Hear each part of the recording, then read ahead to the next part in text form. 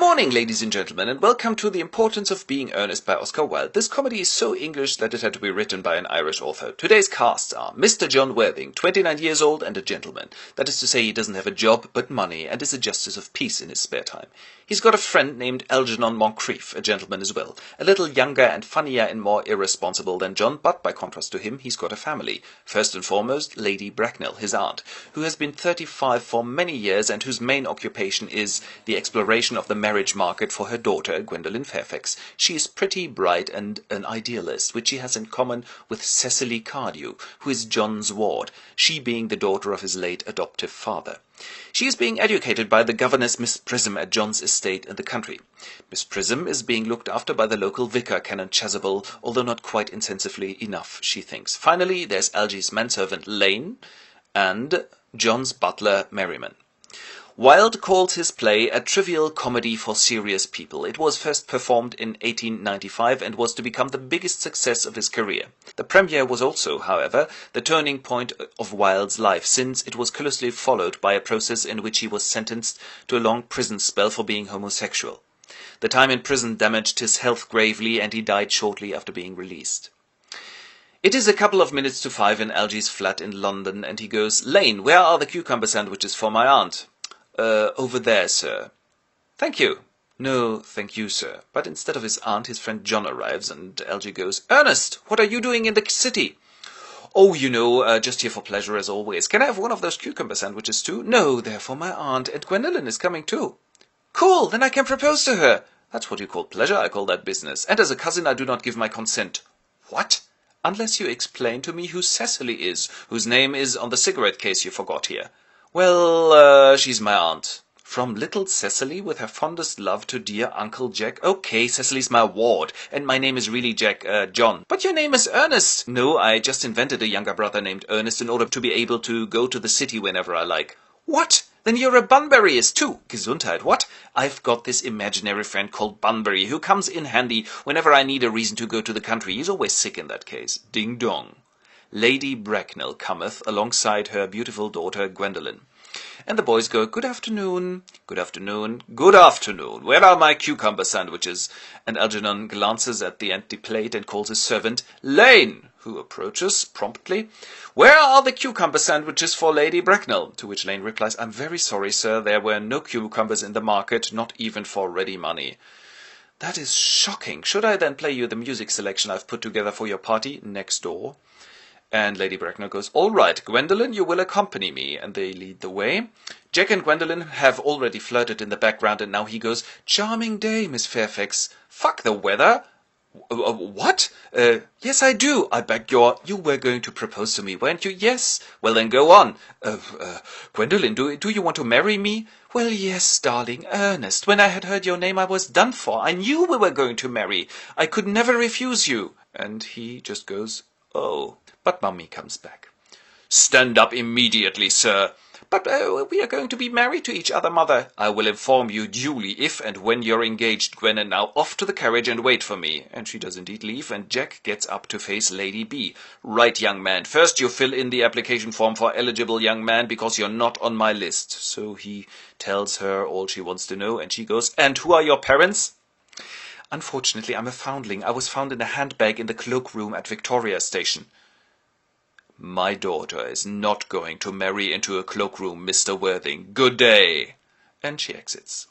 Algy comes back. "So, our congratulations in order." "Shut up." When Gwendolen comes back and says, "Ernest, my mother has told me everything. Your story is so romantic, and then there's your Christian name. We may never get married, but I love you. Can you give me the address of your house in the country? Maybe I need to take extraordinary measures."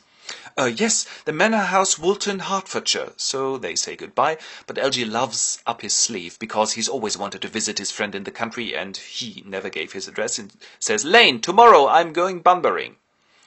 In the second act, the action moves to Jack's estate in the country, where the governess, Miss Prism, is occupied with teaching Cecily, who has rather strong opinions on her school subjects. "German is stupid!" "No, German's very serious." "Oh, look, there's Canon Chasuble strolling down the garden path. How nice you are here, Vicar. Miss Prism was just complaining about a headache." "But I haven't." My goodness, are you not well? Ah, yes, come on, we're going for a walk, which they do. Cecily is being alone and a little bored when the butler comes in and announces Mr. Ernest Worthing.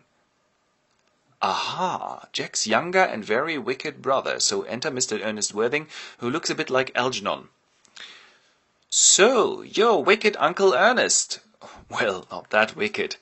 What? Did you only pretend to be wicked? Then you're a hypocrite. Well, then maybe I'm wicked after all, and they start to flirt seriously while Miss Prism and the vicar return. None but Jack enters in deep mourning clothes, saying, "My brother Ernest is dead." "Oh, my condolences. Yes, well, he died in Paris of a severe chill, and Miss Prism, that will teach him." But Cecily joins them. "Uncle Jack, why are you wearing these funny clothes? Your brother Ernest is in the house." "What?" But Algy approaches and Jack goes, "You!" "Yes, I wanted to apologize for my bad behavior in the past and promise to improve, and this time I'll only stay for a week." "Fuck off!" But Algy proffers his hand, and in front of all the others, Jack has to take and shake his hand. A little later, Cecily and Algy are alone, and he kneels down to say, "Cecily, do you want to marry me?" And she replies, "But of course, darling, we've been engaged for such a long time already." What?" "Well, you see, when I first learned of your name, Ernest, I wrote love letters to me in your name, and I could never have resisted it, even though we broke off the engagement." "Well, that is fantastic. Then all I have to do is get baptized, don't I?" "What? I'll be right back." And he's hardly gone when the butler enters again and announces Miss Gwendolen Fairfax. And Gwendolen enters. "Fairfax, good afternoon. Cardew, good afternoon. I think we're going to be great friends. And you are visiting the place?" "No, I'm Mr. Worthing's ward. I live here." "Strange. Ernest didn't mention a ward." No, I'm Mr. John Worthing's ward, his elder brother." "Ah, thank goodness." "Ernest is my fiancé." "What? Ernest is my fiancé?" "No, Ernest is my fiancé. No, Ernest is, oopsie, my fiancé." And a nice little bitch fight follows, in which they attack each other by means of cake and tea. Then Jack shows up. "Gwendolen! Ernest!" And they kiss. "Just a moment. Are you engaged to be married with this young lady?" "No. This is my Uncle Jack." "What?" When Algernon enters. "Cecily, just a moment. Are you engaged to be married to this not quite so young lady, Ernest?" "No. This is my cousin Algernon." And the two girls unite and protest, "This is shocking," and storm out. In order to calm down, the boys eat a few muffins and then follow the girls into the house's drawing room, where the girls are already waiting for them. Jack goes first by saying, "Well, Gwendolen, I'm really sorry for having invented this figure. I did it in order to be able to come through the city and see you." And she goes, "Okay." And Algy says, "And I played Ernest only in order to be able to get to know you, Cecily." And she says, "Okay. But we'll only marry you if you are called Ernest." "Not a problem. We'll get rebaptized." "You'd really take that upon yourselves?" When, with a Wagnerian ringtone, Lady Bracknell descends upon the room. Everybody backs away, and she goes, "Gwendolen, we are going home." "No, I'm engaged to Mr. Worthing." "No cloakrooms. And who is this young lady who so superfluously hangs on Algy's arm?" And John replies, "This is my ward, less Cecily Cardew, who amounts to £130,000. We are engaged to be married too." Yes, I can see that. It might come to pass." And Jack goes, "No way. If we must not, they cannot." "No matter. Then you wait till you're of age." "That's at 35. "I don't want to wait." "Don't be so fussy, then." "If you're not fussy, I can show you the handbag." At which point Canon Chasuble enters and asks, "What about the baptisms now?" "Baptism? That's a little early." And Miss Prism enters too. And Lady Bracknell goes, "Prism, where is the baby?" And the two elderly ladies face each other, and Miss Prism starts shaking and confesses, 28 years ago I left the baby in a handbag in the cloakroom at Victoria Station. My mistake, sorry."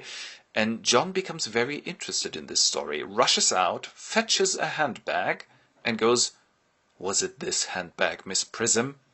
"Yes, indeed." And he rushes at her and embraces her and goes, "Mummy! No, I'm not married. It doesn't matter. No, ask Lady Bracknell for your mother." So he turns to Lady Bracknell and says, "I hate to ask it, Lady Bracknell, but who am I? You're the son of my late sister and thus Algy's elder brother." "Ha! His elder brother! I've always known it. And what is my name?"